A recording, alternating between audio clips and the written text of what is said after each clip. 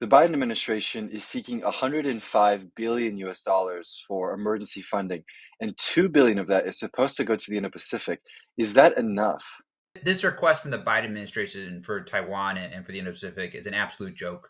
When you look at the magnitude of the request, this is a $106 billion request, of which only $2 billion are going to go, at least reportedly, to Taiwan, and in a manner that could substantially improve our ability to deter China quickly in the near term. We're talking about the next few years.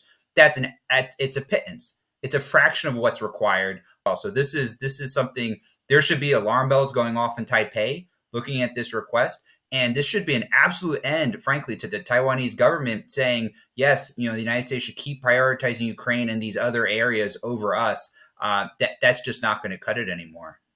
The United States has prioritized funding for Ukraine and now Israel because of active conflicts there. But is there a conversation to be had about preventing a conflict in Taiwan and increasing funding in the Indo-Pacific? So for the last year, I've spoken to administration officials from the State Department, from the Department of Defense, from the White House.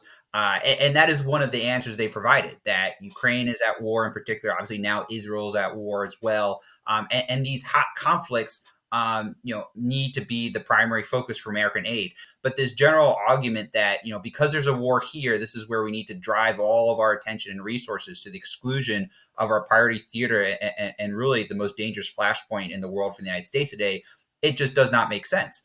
I mean, the fact is, the reason we want to send resources to arm Taiwan, to strengthen U.S. force posture in that region now as quickly as possible, is to avoid a war. Because if a war does happen, the likelihood is it's going to be potentially as devastating as the Second World War.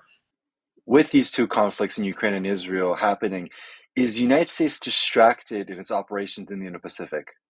It's a great question. The United States can no longer reliably deter or defeat Chinese aggression against Taiwan. That increasingly certainly has been my assessment for some time. That seems to be an assessment increasingly shared among analysts outside of the U.S. government, and you can see a little bit of why just in the report you mentioned.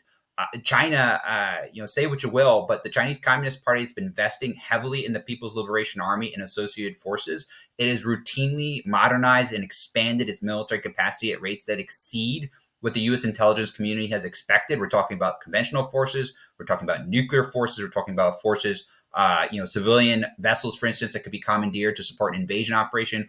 All these things are happening. All of them are happening at a scale that often surpasses, again, what the United States expected. Meanwhile, as you saw in the supplemental request, the United States is not treating this as the urgent, dangerous threat that it is.